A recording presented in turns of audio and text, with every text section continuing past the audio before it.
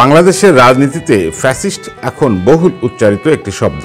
আওয়ামী লীগ বিরোধী রাজনৈতিক দলগুলো শেখ হাসিনার সরকারকে ফ্যাসিস্ট সরকার হিসেবে বর্ণনা করছে।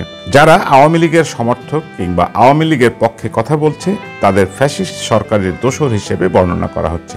প্রশ্ন হচ্ছে, বাংলাদেশের রাজনীতিতে ফ্যাসিস্ট শব্দটি কেন ব্যবহার হচ্ছে? প্রকৃতপক্ষে ফ্যাসিস্ট শব্দটি কোথা থেকে এসছে? শেখ হাসিনার শাসনামলের সাথে ফ্যাসিস্টদের কোনো মিল আছে? আমরা এই আলোচনা থেকে তা জানার চেষ্টা করব। ফ্যাসিজম বা ফ্যাসিবাদ কি?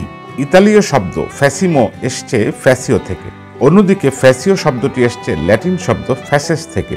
এর অর্থ হচ্ছে লাঠি, কাঠ বা রডের আটি যেটি একত্রে বেঁধে রাখা হয়। ফ্যাসিস্ট থেকে ফ্যাসিস্ট রাজনৈতিক দলের নামকরণ হয়েছে। ঐক্য বোঝাতে এ ধরনের প্রতীক ব্যবহার করা হয়। এর অর্থ হচ্ছে এক বান্ডেল কাঠ ও রড যখন একসাথে বেঁধে রাখা হয় তখন সেটিকে আর ভাঙা যায় না, কিন্তু একটি রড বা কাঠ সহজেই ভেঙে ফেলা যায়। এনসাইক্লোপিডিয়া ব্রিটানিকায় বলা হয়েছে, ফ্যাসিজম হচ্ছে একটি রাজনৈতিক মতাদর্শ এবং গণ আন্দোলন যেটি 1919 সাল থেকে 1945 সাল পর্যন্ত ইউরোপের বিভিন্ন দেশে সদর্পে উপস্থিত ছিল। ফ্যাসিজম বা ফ্যাসিবাদ আন্দোলনের মধ্য দিয়ে উগ্র ডানপন্থী জাতীয়তাবাদের আবির্ভাব ঘটে ইউরোপে। এই মতাদর্শে বিরোধীদের কোনো জায়গা ছিল না। কর্তৃত্বময় শাসন ক্ষমতাই ছিল ফ্যাসিবাদের মূল মন্ত্র। ফ্যাসিবাদ সবসময় মনে করত যে রাষ্ট্রই সব, এখানে ব্যক্তি স্বাতন্ত্র্যের কোনো স্থান নেই। এর মাধ্যমে তারা ব্যক্তি স্বাধীনতাকে হরণ করত, ক্ষমতাকে একটি কেন্দ্রে আবদ্ধ রাখত। ফ্যাসিবাদের উৎপত্তি কিভাবে? ফ্যাসিজম বা ফ্যাসিবাদ ধারণাটির উৎপত্তি হয় প্রথম বিশ্বযুদ্ধের পরে ইতালিতে। এরপর এই মতবাদ ছড়িয়ে পড়ে জার্মানি এবং ইউরোপের আরও নানা দেশে। জার্মানিতে হিটলারের নেতৃত্বে নাৎসিজম বা নাৎসিবাদের উত্থান হয়। এটি ছিল ফ্যাসিজমের একটি রূপ। ফ্যাসিবাদ উত্থানের মধ্য দিয়ে ইউরোপে হিটলার ও মুসোলিনির মতো বিতর্কিত নেতার উদ্ভব হয়। ইতালি ও জার্মানিতে ফ্যাসিবাদ।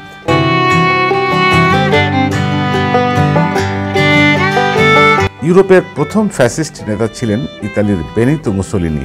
ফ্যাসিস্ট রাজনৈতিক দলগুলো অবশ্য একটি আরেকটি থেকে আলাদা, যদিও তাদের কিছু বৈশিষ্ট্য একই রকম।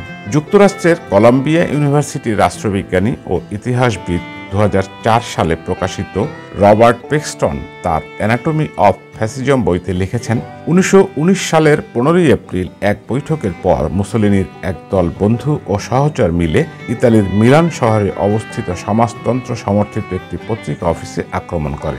মুসোলিনি 1912 থেকে 1914 সাল পর্যন্ত নিজেই সে পত্রিকার সম্পাদক ছিলেন। সে হামলায় 4 জন নিহত হয়। এই ঘটনা এবং তার পরবর্তীতে সমাজতন্ত্রী ও বুর্জোয়াদের বিরুদ্ধে সহিংসতার মাধ্যমে ইতালির ফ্যাসিজম মতবাদ ইতিহাসে তাদের অস্তিত্ব জানান দেয়। তাদের যুক্তি ছিল দেশের ভালোর জন্যই তারা এসব করছে।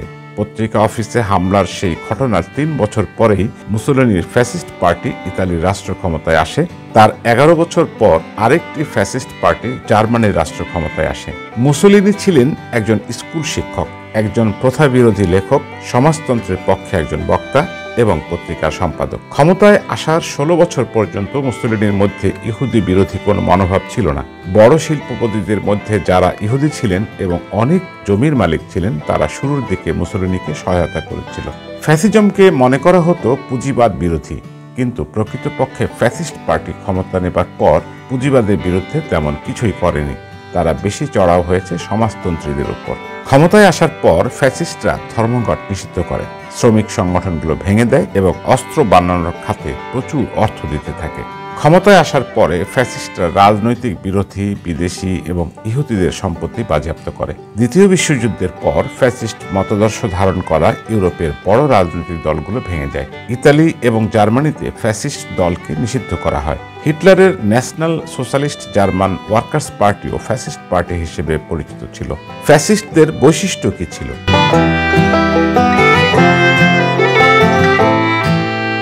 অনেক ইতিহাসবিদ মনে করেন ফ্যাসিজমের সার্বজনীন কোনো সংজ্ঞা নেই। ফ্যাসিস্টরা মার্ক্সবাদীদের বিরোধী ছিল। শুধু বিরোধিতা নয়, মার্ক্সবাদীদের রীতিমতো ঘৃণা করত ফ্যাসিস্টরা। এই দুটোর মধ্যে বিরোধ থাকলেও অনেক পর্যবেক্ষক বলছেন ফ্যাসিস্ট এবং সোভিয়েত কমিউনিজমের মধ্যে অনেক মিল আছে। ফ্যাসিজম এবং সোভিয়েত কমিউনিজম দুটোই এসেছিল প্রথম বিশ্বযুদ্ধের পরে ভঙ্গুর অর্থনৈতিক দশা, গণ আন্দোলন ও রাজনৈতিক অস্থিরতার প্রেক্ষাপটে। ক্ষমতা গ্রহণের পরে তারা উভয়ই একচ্ছত্র আধিপত্য সৃষ্টি করেছিল। তবে অনেক বিশ্লেষক বলছেন এ দুটোর মধ্যে খুব বেশি মিল খোঁজার চেষ্টা করা ঠিক হবে না। ফ্যাসিস্টরা সংসদীয় গণতন্ত্রের বিরোধী ছিল, কিন্তু ক্ষমতায় আসার আগে হিটলার ও মুসোলিনি দুজনেই নির্বাচনের রাজনীতিতে জড়িত হওয়ার আগ্রহী ছিলেন। ফ্যাসিস্টরা চায় রাষ্ট্র ক্ষমতার একচ্ছত্র আধিপত্য নিয়ন্ত্রণ। যেমন হিটলার ক্ষমতা নেওয়ার পর শুধু রাজনৈতিক ক্ষমতাই নিয়ন্ত্রণ করতে চাননি, এর পাশাপাশি তিনি রাষ্ট্রের বিভিন্ন প্রতিষ্ঠানেও কর্তৃত্ব স্থাপন করেছিলেন। এসব প্রতিষ্ঠান একসময় স্বাধীন হিসেবে বিবেচিত হতো, যেমন চার্চ, আদালত, বিশ্ববিদ্যালয়, সামাজিক ক্লাব, খেলাধুলার প্রতিষ্ঠান, সবকিছুতেই নিজের কর্তৃত্ব স্থাপন করতে চেয়েছিলেন হিটলার। ফ্যাসিস্ট দলগুলোর আরেকটি বৈশিষ্ট্য ছিল জনসমাবেশ করে নিজেদের শক্তি প্রদর্শন করা।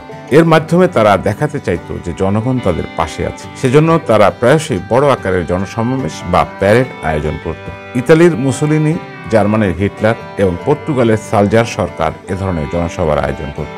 ফ্যাসিস্ট দলগুলো সবসময় এক ব্যক্তির সর্বময় কর্তৃত্ব ও শাসনে বিশ্বাস করত। তারা মনে করত যে রাজনৈতিক দলের প্রধান এবং রাষ্ট্রের প্রধান একই ব্যক্তি থাকবেন, যার হাতে সর্বময় ক্ষমতা ও কর্তৃত্ব থাকবে। যেমন হিটলার ও মুসোলিনি যেটা মনে করতেন সেটাই সবাইকে মানতে হতো।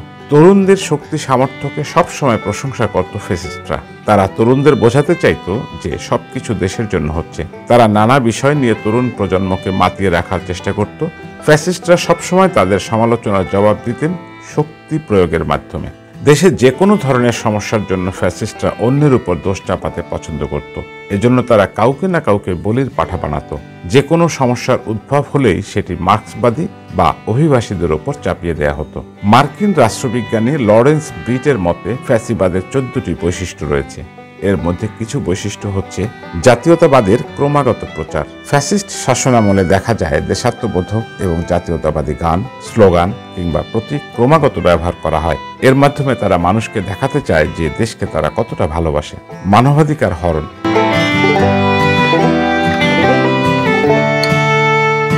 রাষ্ট্রের নিরাপত্তার দোহাই দিয়ে ফ্যাসিস্টরা মানবাধিকারকে অবজ্ঞা করে। তারা মনে করে প্রয়োজনের স্বার্থে মানবাধিকার উপেক্ষা করা যায়। সেনাবাহিনীকে সুবিধা দেয়া। দেশের ভেতরে নানা সংকট থাকলেও ফ্যাসিস্টরা সেনাবাহিনীর পেছনে অন্যদের তুলনায় অনেক বেশি খরচ করে। তাদের নানা সুযোগ সুবিধা দেওয়া হয়। সেনাবাহিনীর চাকরিকে গ্ল্যামারাইজ করা হয়। গণমাধ্যমের নিয়ন্ত্রণ।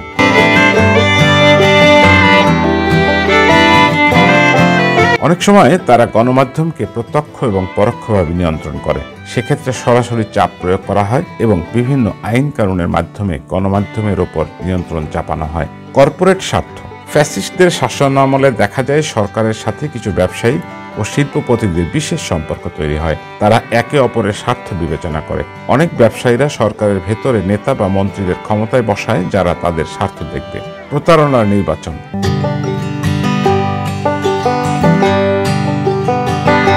যারা ফ্যাসিস্ট মতাদর্শে বিশ্বাস করে তারা প্রকৃত গণতান্ত্রিক নির্বাচনকে গ্রাহ্য করে না। ক্ষমতায় টিকে থাকার জন্য তারা এমন নির্বাচনের আয়োজন করে যেখানে জনগণ তাদের ভোটাধিকার প্রয়োগ করতে পারে না। দর্শক, আশা করি লক্ষণ দেখে এবার আপনারাই মিলিয়ে নিতে পারবেন আমাদের দেশে কোন কোন সরকার ফ্যাসিস্ট সরকার ছিল।